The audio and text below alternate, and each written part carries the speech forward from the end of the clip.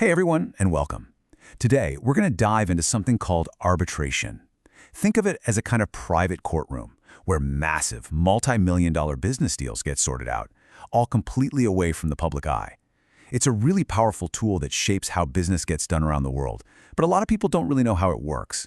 So let's break it down. So picture this, a huge contract, a big deal you've been working on just completely falls apart. What's your first thought? Probably, right, I'll see you in court. But what if there was another way? A different path that could help you avoid all the time, the crazy expense, and yeah, the publicity that comes with a traditional lawsuit. You know, when it comes to sorting out disagreements, there's really a whole spectrum of options. On one end, you've got mediation, which is super informal and collaborative. And way over on the other end, there's litigation. That's the very rigid, very public process of going to court. Well, arbitration, the one we've highlighted here, sits right in that sweet spot in the middle. It's more formal and decisive than mediation, but it's way more flexible and private than a full-blown courtroom battle. Okay, so what is this middle ground exactly?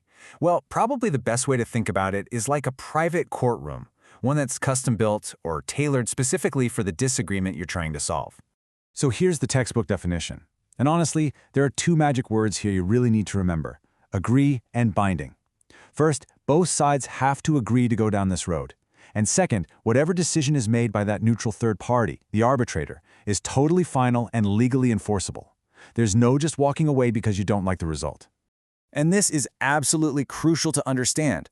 The role of an arbitrator is completely different from a mediator. A mediator is more like a guide, you know? They help the two sides talk it out and hopefully reach their own agreement. But an arbitrator, they're the judge. They hear the evidence, they weigh the arguments, and they make the final call. The power to decide rests entirely with them. So how do you even end up on this path in the first place?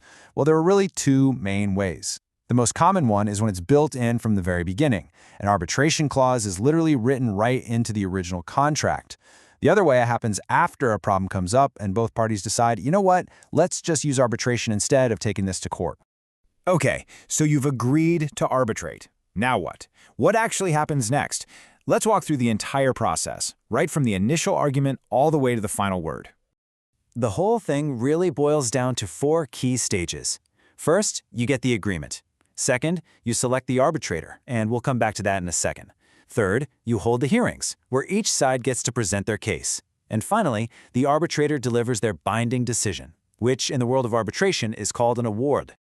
Right, let's just pause on that second step for a moment, because this is arbitration's superpower. See, you don't just get a generalist judge who knows the law, you get an expert. If your dispute is about a massive shipping contract, your arbitrator is an expert in maritime law. If it's about a construction project gone wrong, they're an expert in engineering contracts. This makes sure the person making the decision truly, deeply understands all the technical details of what you're arguing about. Now, as great as that sounds, it's not a perfect solution for every single situation. Like any tool, arbitration has some really clear strengths, but also some weaknesses. So let's weigh the options. So the advantages are pretty clear, right? It's usually faster, cheaper, and way more private than court. Plus, you get that expert decision maker. But there are definitely trade-offs. That speed can mean you get less in-depth investigation than you would in a full court case. And while it's generally cheaper than a long court battle, you still have to pay for the arbitrator's time, and believe me, their expertise can come at a premium. But maybe the biggest thing to consider is the finality. Once that award is made, the chances of appealing it are incredibly slim. It's usually only possible if there was fraud or if the arbitrator totally overstepped their authority. You can't appeal just because you don't like the decision. Okay, now let's talk about how this all ends. The entire process, all the hearings and evidence, it all builds towards one single thing: the final award. And that word award, it carries so much weight. It is not a suggestion, it's not a recommendation. It is a final, legally binding judgment that both parties are legally required to follow. It gives you that solid conclusion that a process like mediation just can't guarantee. And we are not talking about small-time stuff here. Arbitration is really the battleground for these huge, technically complex industries. We're talking about massive infrastructure projects, international shipping deals, government contracts, things that are often worth millions and millions of pounds, where having that specific industry knowledge is just invaluable. In fact, for those incredibly complex, multi-million-pound cases, you might not even have just one arbitrator. A lot of the time, a panel of 3 experts is chosen.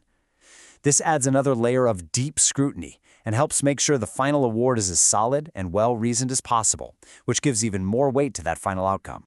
So when you boil it all down, arbitration offers this really unique package. You get the finality of a court decision, but it's delivered by someone who is an expert in your field, all in a private, more flexible setting. It's really a purpose-built solution for complicated business disputes. Which kind of leaves us with a final thought to chew on. As business gets more and more global, more complex, is the traditional court system really keeping up? Or is this rise of private, expert-led justice becoming the new normal for how major disagreements get resolved? It's definitely something to think about. Thanks for joining me.